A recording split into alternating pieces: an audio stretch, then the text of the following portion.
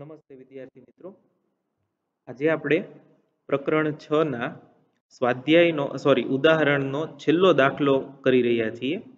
આ દાખલો બધી એન્ટ્રન્સ ટેસ્ટ માટે important for NEET or JEE, અને આ બહુ પ્રેક્ટિકલ દાખલો છે એટલા માટે આ અગત્યનો. બાજુની આકૃતિમાં દ્વિપરિમાણની અથડામણ બતાવી છે. ટૂંકમાં આકૃતિ હું દોરી દઉં. આ જે છે એને આપણે M1 કહીએ છીએ. આ જે છે એ M2 દળનો પદાર્થ, આનો વેગ v1i આ તરફ, આનો વેગ v1f આ તરફ, આ v2f આ તરફ, આ θ2 આ θ1, અને આ બાજુનો ઘટક કોસ ઘટક, ઉપરના ઘટકો છે એ સાઇન ઘટક, અને v2i બરાબર 0 છે. તો હવે આપણે આની ઉપરથી સમજૂતી લઈએ.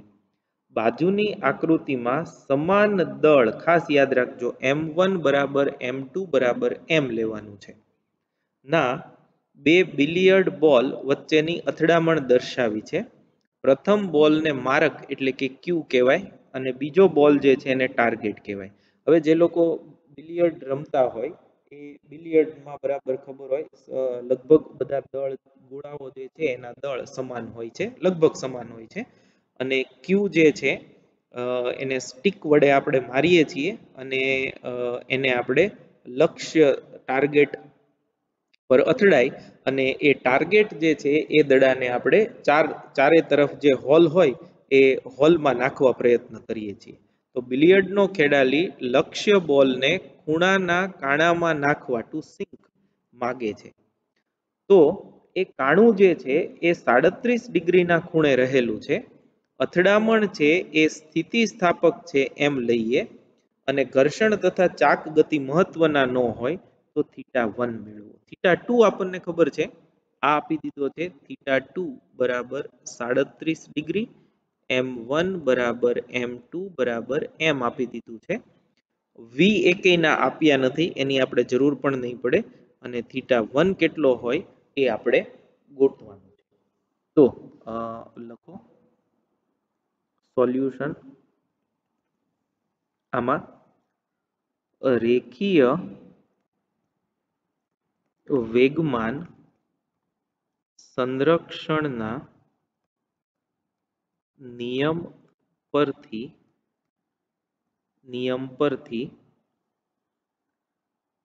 M1 v1i, હવે તમે જે આજે થિયરી જોઈ એ થિયરી તમે યાદ કરો તો તમને આ યાદ આવી જશે, બરાબર M2 v1f, M1 આવશે અહીંયા, M1 v1f plus M2 v2f, બરાબર છે. સમીકરણ નંબર 1 આપણે આને કીધું હતું હમણાં જે થિયરી કરી એમાં. તો અહીં M1 બરાબર M2 બરાબર M હોવાથી M ઇન્ટુ v1i બરાબર M into v1f plus M into v2f, બધાની બદલે આપણે M મૂકી દીધું. તો M જે છે એ અહીંથી કોમન નીકળી આની સાથે કેન્સલ થશે. તો therefore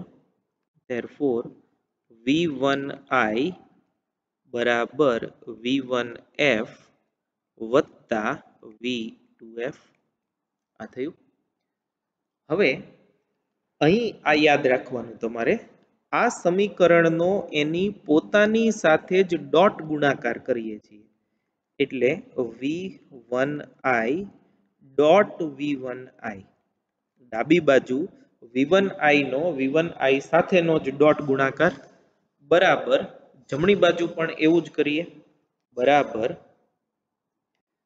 v1f પ્લસ v2f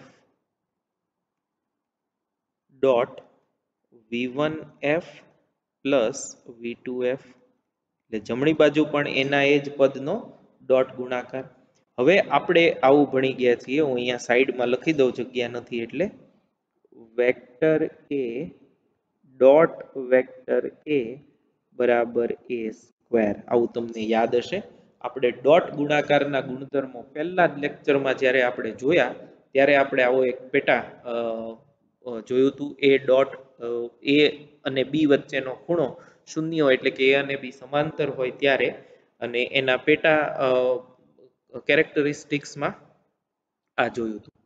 તો આ થશે v1i square a dot a square v1i dot v1i v1i square બરાબર આનો ડોટ ગુણાકાર, એટલે પહેલા આ પદનો આ બંને સાથે ડોટ ગુણાકાર, તો v1f ડોટ v1f આનો આની સાથે વત્તા આનો આની સાથે ડોટ ગુણાકાર v1f ડોટ v2f વત્તા હવે આ પદનો આની સાથે ડોટ ગુણાકાર v2f ડોટ v1f આ બેનો, અને પ્લસ છેલ્લા બે પદનો ડોટ ગુણાકાર v2f ડોટ v2f.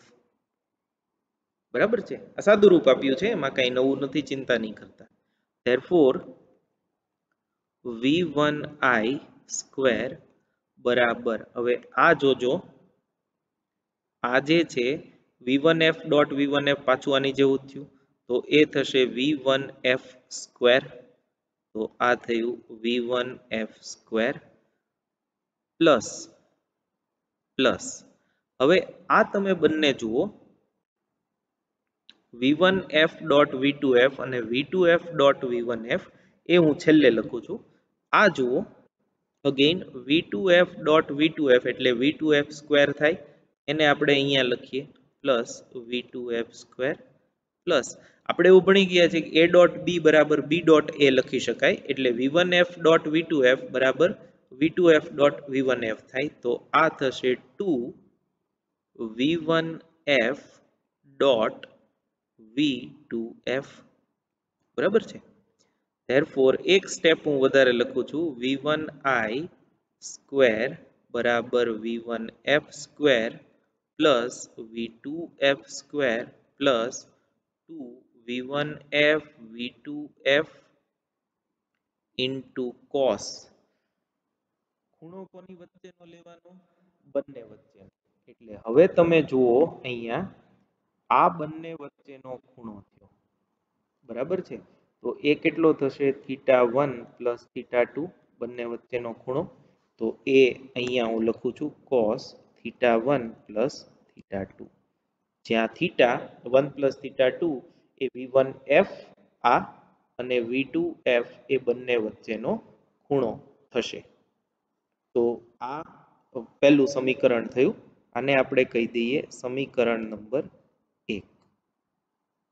હવે આમાં સંઘાત સ્થિતિસ્થાપક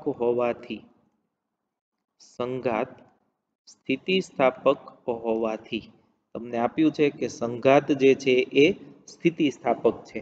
સ્થિતિસ્થાપક હોવાથી 1/2 m1 v1i સ્ક્વેર બરાબર 1/2 m1 v1f square plus 1/2 m2 v2f square.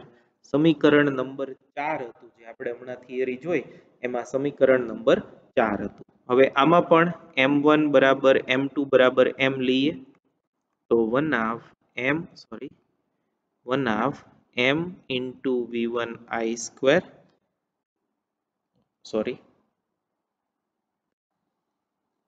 બરાબર 1/2 m into v1f square plus 1/2 m into v2f square.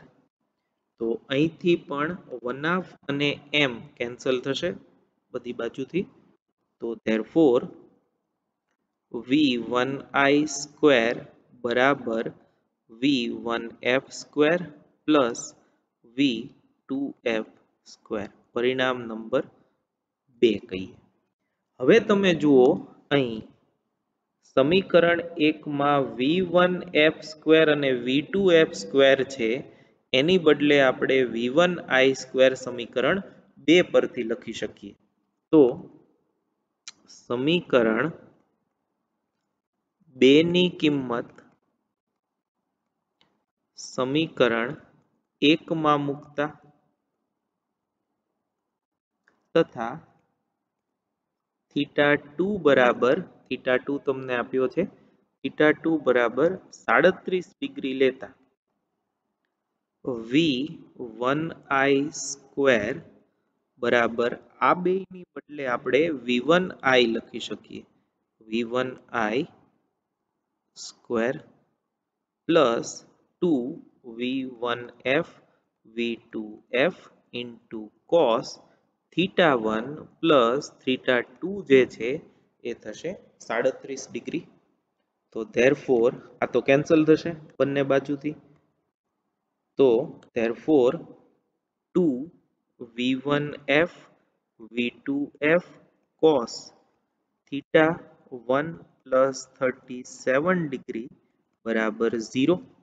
કેમ કે v1i માઇનસ v1i 0 થાય તો આ 0 થયું. હવે બે 0 ન હોય v1f 0 ન હોય v2f 0 ન હોય તો therefore cos of θ1 plus 37 degree બરાબર 0 બરાબર 0 ક્યારે હોય cos 90 ડિગ્રી cos 90 0 થાય ધેરફોર θ1 પ્લસ 37 ડિગ્રી બરાબર 90 ડિગ્રી અને ધેરફોર θ1 બરાબર 90 માઇનસ 37 ડિગ્રી અને એ જો આપણે ગણીએ તો એ થશે 53 ડિગ્રી. આ આપણો જવાબ થશે. તો આમાં જુઓ તમારે વેગની કોઈ જગ્યાએ જરૂર નથી પડતી એટલે તમે એમ કહો કે સાહેબ વેગ નો આપ્યો હોય તો અમે કેવી રીતે ગણીએ પણ સમાન દળના ગોળાઓ છે એટલે વેગમાં આપણે લોપ કરી શકીએ છીએ વેગની આમાં કઈ જરૂર પડશે નહીં. પણ ફરીથી આ મોસ્ટ ઇમ્પોર્ટન્ટ ન્યુમેરિકલ છે ફરીથી એકવાર જોઈ જજો અને આ આપણે એક્ઝામમાં પણ આમાં θ2 જે છે ફેરવી અને તમને એક્ઝામમાં પૂછી શકે છે. Thank you very much.